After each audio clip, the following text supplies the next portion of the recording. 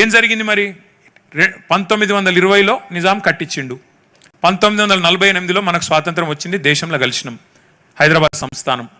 కలిసిన తర్వాత ఎన్ని సంవత్సరాలు కాంగ్రెస్ పార్టీ అధికారంలో ఉంది? దగ్గర దగ్గర 1983-84లో ఎన్టీ రామారావు గారు అధికారంలోకి వచ్చేదాకా కాంగ్రెస్ పార్టీ 52 నుంచి అధికారంలో ఉంది. ఇవాళ మాట్లాడుతున్నారు ముఖ్యమంత్రి గారు, ఇంకా రాతి యుగంలోనే బతుకుదామా, మనం మూసీని మంచిగా చేసుకోవద్దా అని నేను చాలా భావోద్వేగంతో మాట్లాడుతున్నాడు. ఎవరు చేసిండ్రు మూసీని మురికి కూపంగా? కేసీఆర్ గారు వచ్చి చేసిండ్రా? 1952 నుంచి 1983 దాకా అధికారంలో ఉన్నది కాంగ్రెస్ పార్టీయే కదా. ఆ తర్వాత 83 నుంచి మళ్ళీ మీరు కూడా ఉన్నారు కదా, 89 తర్వాత మళ్ళీ 2004 నుంచి మూసీని మురికి కూపంగా మార్చింది ఎవరో కాదు, రేవంత్ రెడ్డి గారు. ప్రస్తుతం మీరున్న పార్టీనే మూసీని మురికి కూపంగా మార్చిందనే మాట వారికి గుర్తు చేస్తూ ఉన్నా. ఆ పాపాన్ని ముందు కడుక్కోండి. గతంలో చేసిన పాపానికి చెంపలేసుకొని ముందు ప్రజల క్షమాపణ చెప్పి మూసీని మురికి కూపంగా మార్చిన దానికి ముఖ్యమంత్రి గారు కాంగ్రెస్ పార్టీ చెంపదెబ్బలేసుకొని ముందు ముక్కునేలకు రాసి క్షమాపణ చెప్పాల్సింది మీరు. ఇవాళ మీరు ఆలోచన చేయండి, ఎట్లా ఉండే మూసీ ఎట్లా అయింది చూడండి ఒక్కసారి. అందులో ఏమేం కలుస్తున్నాయి ఈరోజు మూసీలో? మొత్తం హైదరాబాదులో ఉండే జిహెచ్ఎంసీ పరిధిలో ఉండే మురికి నీరు 94% మూసీలోకి వస్తుంది.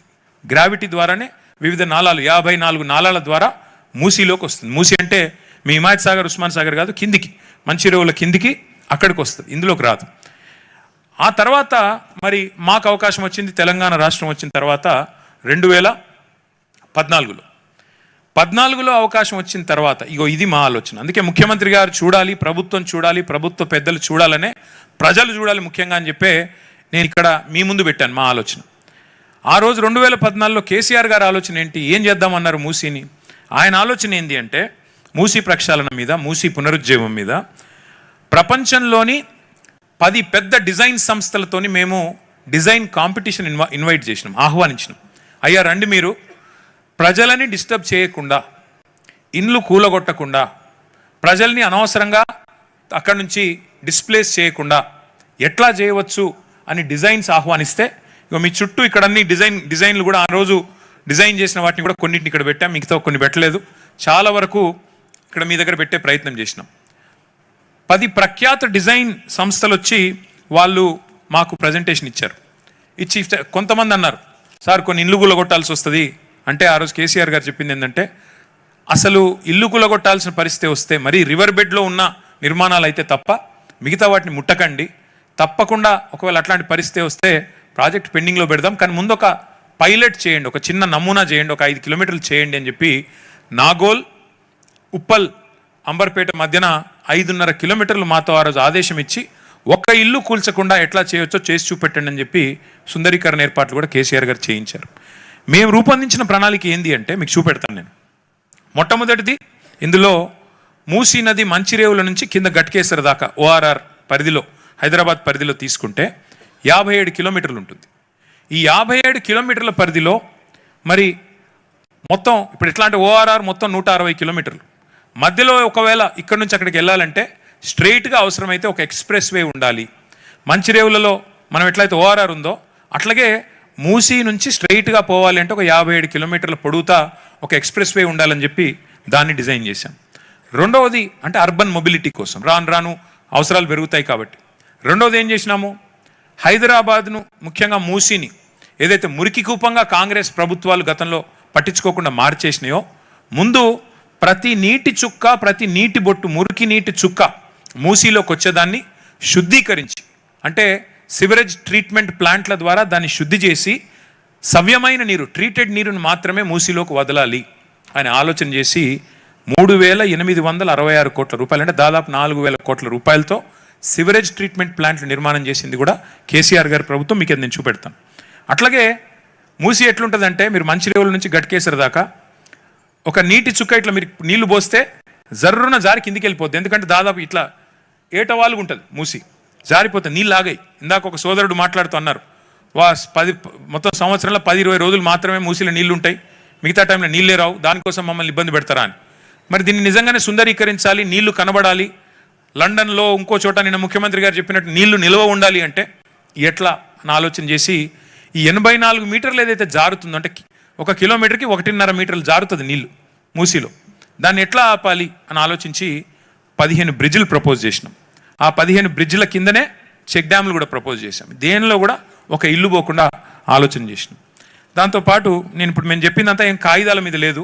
నేను చెప్పింది ఏదో కాకమ్మ కథ కాదు, మీకు చూపెడతాను. ఇప్పుడు నేను ఫ్లడ్ ప్రివెన్షన్ ఎట్లా చేయాలి, వరదలు వస్తే ఎట్లా మేనేజ్ చేయాలి, అట్లాగే మొబిలిటీ ఎట్లా పెంచాలి, అంటే ఎక్స్ప్రెస్ వే కట్టి అవసరమైతే ఇక్కడ నుంచి అక్కడ పోవడానికి కూడా ఈజీగా ఎట్లా చేయాలి. ఇప్పుడు మీ హిమాయత్ సాగర్ వాళ్ళు కోటి పోవాలి, తిరిగిపోయే అవసరం లేకుండా ఇట్లా పోవచ్చా, అట్లా ఆలోచన చేసినాం. దాంతోపాటు ఎవరిని డిస్టర్బ్ చేయకుండా ఎట్లా చేయాలి, ఇంకోటి కిందికి మంచినీళ్ళు ఎట్లా పంపించాలి, అట్లాగే దీన్ని ఎట్లా జీవనదిలాగా ఎట్లా మార్చాలి, ఇన్ని రకాల ఆలోచనలతో ఆ రోజు పని ప్రారంభించాం. ఏం చేశాము, ఆ రోజు కేసీఆర్ గారు మాకు ఇచ్చిన ఆదేశం మొత్తం ఏం డిజైన్ చేయమన్నారు. ముందు ఈ అన్ని పనులకి ఎన్ని డబ్బులు అవుతాయి అని అడిగితే 16,634 కోట్ల రూపాయల అంచనా వ్యయంతో ఆ రోజు ఒక కార్పొరేషన్ 2016-17 సంవత్సరంలో ఆనాటి కేసీఆర్ గారి ప్రభుత్వం ఏర్పాటు చేసింది. Musi river development corporation MRDCL అనే కంపెనీ ఏర్పాటు చేయడం జరిగింది. కానీ మళ్ళీ చెప్తా ఉన్నా, MRDCL 2016లో 17లో 10 ఏళ్ల కింద ఏర్పడ్డా ఒక్క ఇల్లు కూడా మేము కూలగొట్టలేదు.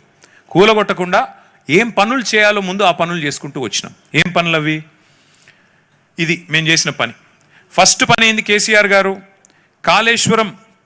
కాళేశ్వరం అనే ప్రాజెక్ట్ కేసీఆర్ గారు కట్టిన విషయం మీకు తెలుసు.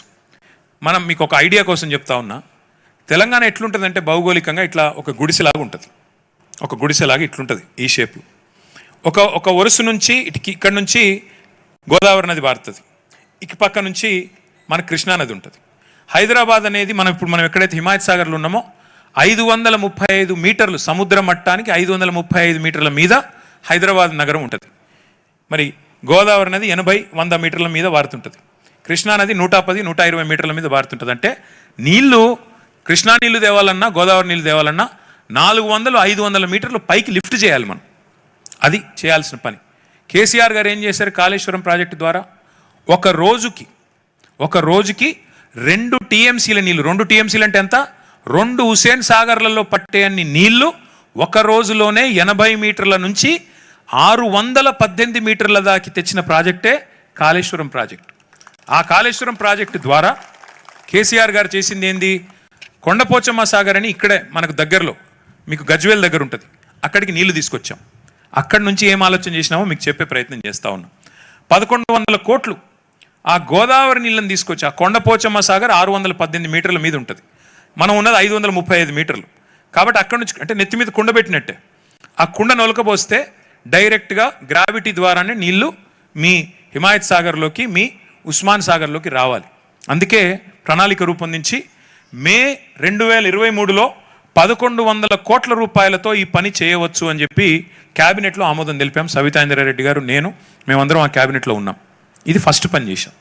రెండోది ఏం చేశాం, ఇందాక నేను చెప్పినట్టు హైదరాబాద్లో మన ప్రభుత్వం వచ్చే నాటికి కేవలం 660 మిలియన్ లీటర్లు మాత్రమే రోజు సివరేజ్ ట్రీట్మెంట్ ప్లాంట్ల ద్వారా శుద్ధీకరించేది, సివరేజ్ ట్రీట్మెంట్ ప్లాంట్ల ద్వారా ట్రీట్ చేసేది. కానీ హైదరాబాద్లో రోజుకు 2000 MLDల నీళ్లు, మురికి నీళ్ళు ఉత్పత్తి అవుతూ ఉన్నాయి.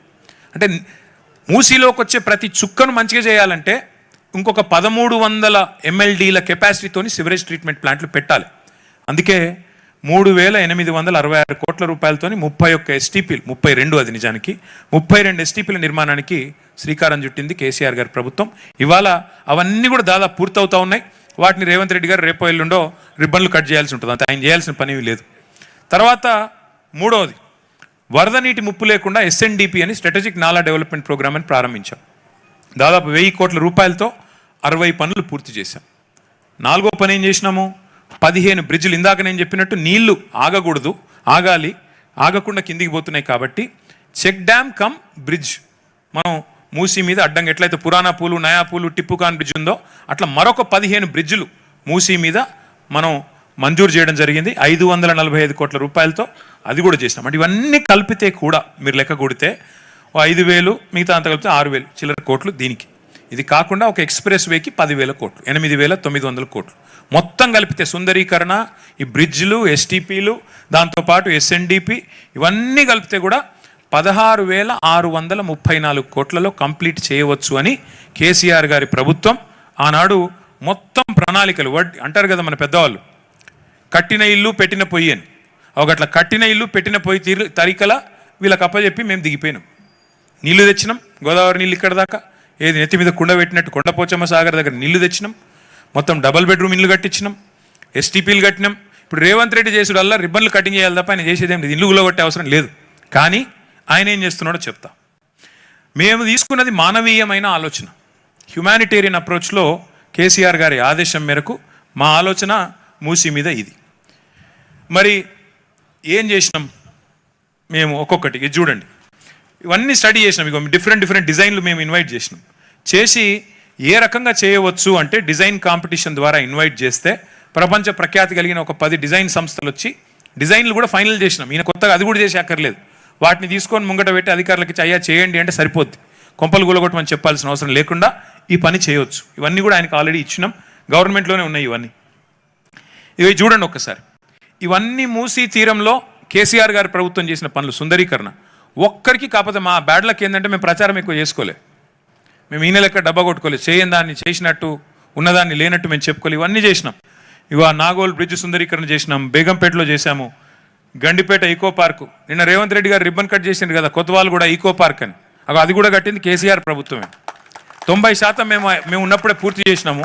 ఈయన కావాలని ఆపి 2 ఏళ్ళు ఆపి ఈయన చేసినట్టు పోజులు కొట్టి నిన్న వచ్చి రిబ్బన్ కట్ చేసిపోయినాడు. అది కూడా కొత్తవాళ్ళు కూడా ఈకో పార్క్ కూడా మూసీ సుందరీకరణ కార్యక్రమంలో భాగంగానే 85 ఎకరాల్లో ఆ రోజు కేసీఆర్ గారి ప్రభుత్వం ప్రతిపాదించిందే.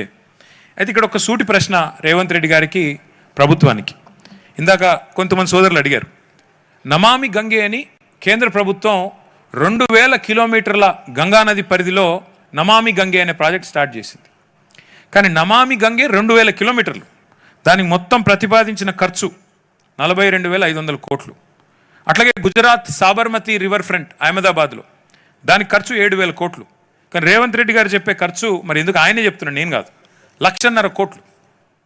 మరి 2000 కిలోమీటర్లలో ఉండే గంగా నదికేమో 42,000 కోట్లు ఖర్చు అవుతే 55 కిలోమీటర్ల మూసీకి 1,50,000 కోట్లు ఖర్చు ఎందుకు అవుతుంది? ఇందాక మాట్లాడిన బాధితులు కానీ మేం కానీ ముఖ్యమంత్రి గారికి చెప్పేది, అయ్యా నువ్వు మంచి పనులు చేస్తా అంటే మేము అడ్డుకోవడానికి మాకేమి, మేము ఈ నగర పౌరులం, ఈ రాష్ట్ర బిడ్డలం, ఈ రాష్ట్రం కోసం కష్టపడి మా నాయకుడు తన ప్రాణాలకు సైతం తెగించి కొట్లాడినవాడు, మేము వద్దనం. కానీ నువ్వు సుందరీకరణ పేరిట 1000 కోట్లు దండుకుంటాను నా కుర్చీని కాపాడుకోవడానికి, ప్రజలని డబ్బులతో కొనేయడానికి అంటే మాత్రం ఖచ్చితంగా ప్రజా సొమ్మును మాత్రం దోచుకుంటానంటే మాత్రం అడ్డుకుంటాం, అందులో అనుమానమే లేదు. నేను ఇక్కడ ఒక్క మాట దయచేసి మీరు ఆలోచన చేయండి. విచిత్రమైన విషయం, ఆయన అసలు మూసీ కోసం పనిచేస్తుండా లేదా మూసీ పక్కన ఉన్న భూముల మీద కనుబడి ఆపుతున్నాడా మాకైతే అర్థం కావట్లేదు. నేను ముఖ్యమంత్రి గారు ఓపెన్గా అంటున్నాడు, నేను రియల్ ఎస్టేట్ వ్యాపారం చేస్తే తప్పేంటి, ప్రభుత్వం రియల్ ఎస్టేట్ వ్యాపారం చేస్తే తప్పేంది,